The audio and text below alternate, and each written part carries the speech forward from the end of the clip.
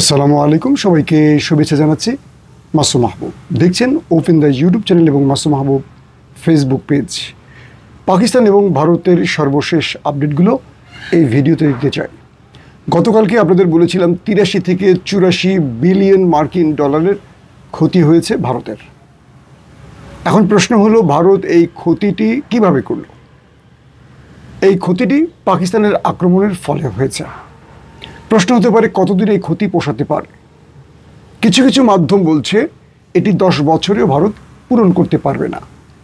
83 বা 84 বিলিয়ন মার্কিন ডলার, এটাকে ক্যালকুলেটরে হিসেব করে দেখেন কত টাকা হতে পারে।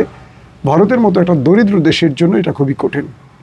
তাদের বাজেট বড় হতে পারে, তাদের আর্থিক অবস্থাকে আপনারা জনসংখ্যার বিশ্লেষণে যদি নিয়ে আসেন, দেখবেন বাংলাদেশের চেয়ে কিছুটা আপগ্রেড ভারত, কিন্তু তাদেরও অবস্থা আমাদের মতোই অনেকটা। দ্বিতীয় বিষয়টি হলো, পাকিস্তান এবং ভারতের এই যুদ্ধে আসলে শেষ পর্যন্ত কার জয় হলো, কার পরাজয় হলো? এটি ভারতের জনগণ মনে করছেন তাদের জয়, পাকিস্তান সহ পুরো বিশ্ব মনে করছে পাকিস্তানের জয়। কীরকম? পাকিস্তান বলেছিল যে আমরা তোমাদের ঘুম ভাঙাতে আসিনি, তোমরা আমাদের ঘুম ভাঙিয়েছ, তোমরা আমাদের দরজায় কড়া নেড়েছ, এখন আমরা এর শেষ দেখব। এটি পাকিস্তানের আইএসপিআরের বক্তব্য ছিল। আসলেই পেহেলগাঁওতে যে ঘটনাটি ঘটল, 26 জন পর্যটক যে প্রাণ হারালো, এই ঘটনার আসলে প্রকৃত অপরাধী কে? এটি কি ভারত প্রমাণ করতে পেরেছে? পারেনি। তাহলে ভারত কেন পাকিস্তানকে দায়ী করলো?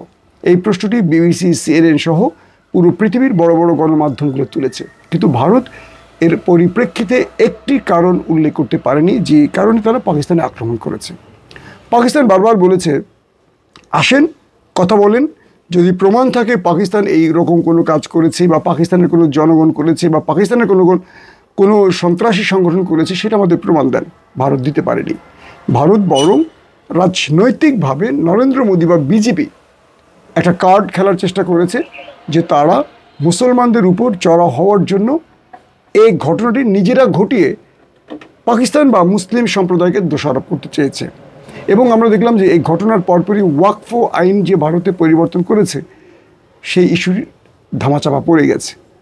তখনই আলোচনা এসছে যে এটা ওয়াকফ আইন, মুসলমানদের যে ওয়াকফ আইন, এটার উপর খড়গ চালানোর জন্য ভারত মূলত পাকিস্তানের দিকে তীর ছুঁড়েছে পেহেলগাঁওর ঘটনা ঘটিয়ে।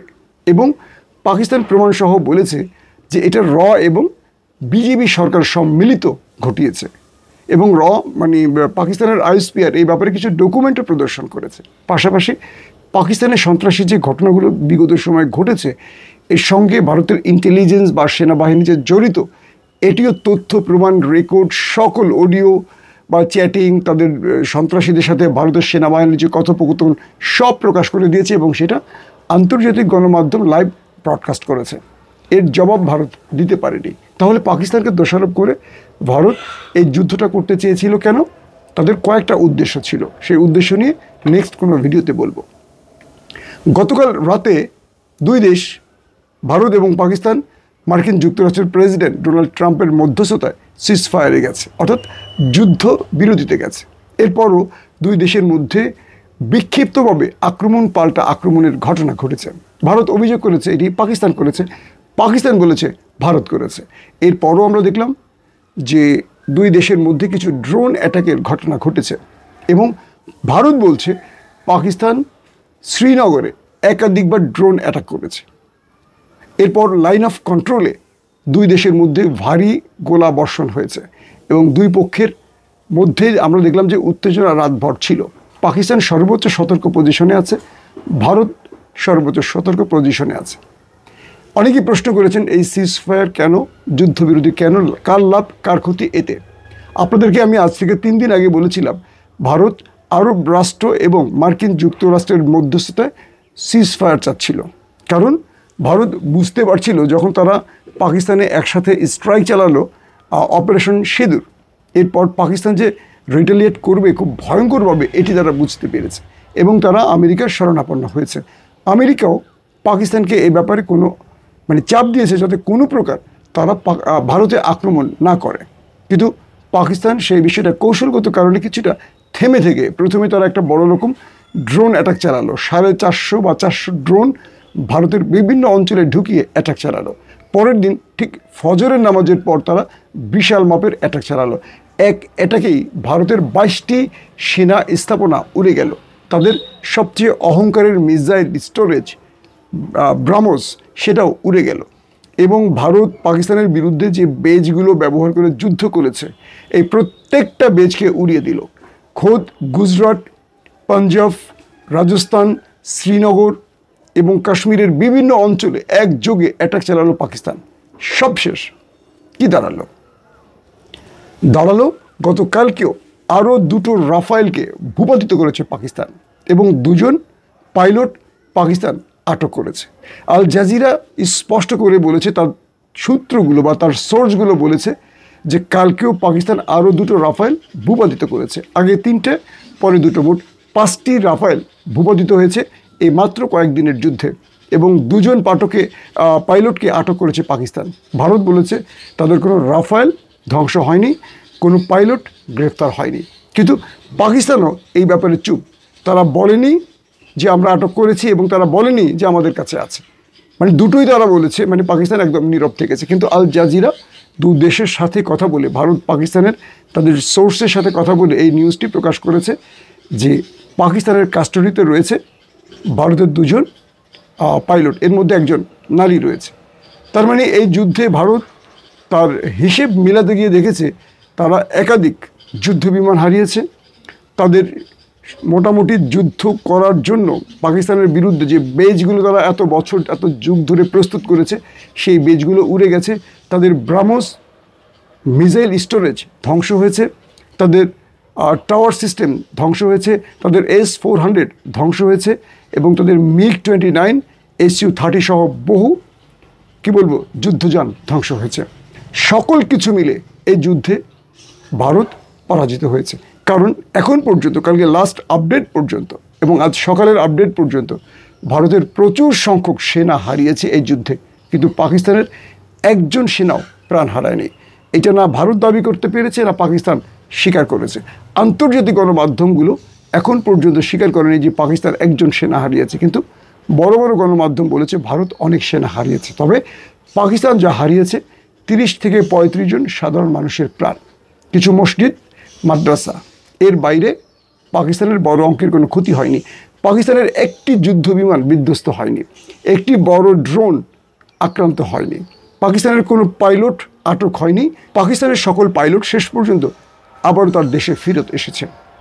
এই যুদ্ধে ভারত যখন বুঝতে পেরেছে তারা পাকিস্তানকে মোকাবেলা করতে পারছে না বা পারবে না, বা পাকিস্তান যে কোনো সময় কাশ্মীর দখলে যেতে পারে, কারণ কালকে 3 থেকে 3.5 ঘন্টা পুরো কাশ্মীরের আকাশ পাকিস্তানের নিয়ন্ত্রণে ছিল।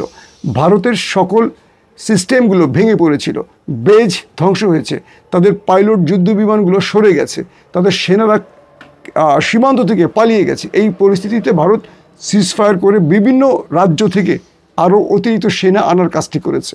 পরবর্তী লাইন অফ কন্ট্রোলে 2 পক্ষের মধ্যে গোলাগুলি হয়েছে। এখন বিষয়টা হলো পাকিস্তান এমন চূড়ান্ত বিজয় হাতছাড়া করলো কেন? তারা বিজয়ী হয়েছে, কিন্তু তাদের টার্গেট ছিল 75 বছরের যে জঞ্জাল ভারত তৈরি করেছে কাশ্মীর ইস্যুর সমাধান, এই ইস্যুটি কিন্তু পাকিস্তানের সামনে ছিল। বলা হচ্ছে যে পাকিস্তানের বর্তমান প্রধানমন্ত্রী শাহবাজ শরীফ বা সেনাপ্রধান আসিম মনিরের উপর মার্কিন যুক্তরাষ্ট্রের ব্যাপক চাপ ছিল। তারা চেয়েছিল দ্রুত যুদ্ধবিরতি, এবং পাকিস্তান আমাদের দেশের মতোই তারা মার্কিন যুক্তরাষ্ট্রের কাছে তাদের ঘাটটাকে বা তাদের মাথাটাকে বিক্রি করে দিয়ে চলতে হয়।